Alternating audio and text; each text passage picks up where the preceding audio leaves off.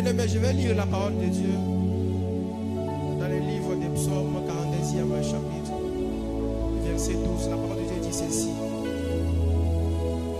Pourquoi t'abattis mon âme et gémis-tu au-dedans de moi? Espère en Dieu, car je le louerai. Encore, il est mon salut et mon Dieu. Regarde ta vie, regarde les situations là que tu n'arrives pas à résoudre. Regarde les problèmes qui sortent de gauche à droite. Quand tu te lèves, tu dis, mon âme, pourquoi t'abattis au-dedans de moi? Pourquoi tu t'inquiètes? Calme-toi, moi je vais louer mon Dieu. J'aimerais que quelqu'un puisse dire, mon âme, pourquoi t'abattis au-dedans de moi?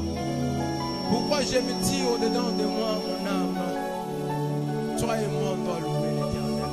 Les situations qui se sont passées dans nos vies, si ça dépendait des hommes, imagine si ça dépendait des hommes.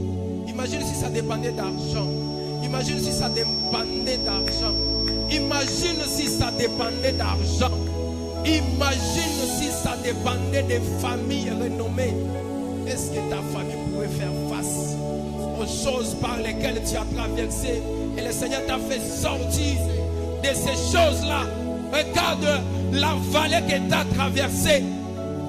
Si le Seigneur n'était pas ton Dieu, si le Seigneur ne t'avait pas secouru, aujourd'hui, est-ce que tu subsisterais? Est-ce que tu vivrais? La parole de Dieu est venue te dire ce matin, ne t'inquiète de rien. Dis à ton âme, mon âme, pourquoi t'as battu au-dedans de moi? Même si je n'ai pas encore vu la promesse que le Seigneur m'avait faite s'est accomplie, alors ce matin, pourquoi t'as battu mon âme? Parce que la promesse ne s'est pas encore accomplie. Oh mon âme, pourquoi t'as battu au-dedans de moi?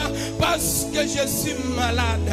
Mon âme, pourquoi t'as battu au-dedans de moi? Parce que des problèmes n'ont pas encore été résolus. Oh mon âme, pourquoi t'as battu au-dedans de moi? Parce que ma famille n'a point un lieu où mettre la tête. Oh mon âme, pourquoi t'as battu au-dedans de moi? Parce que mes enfants ont été renvoyés à l'école.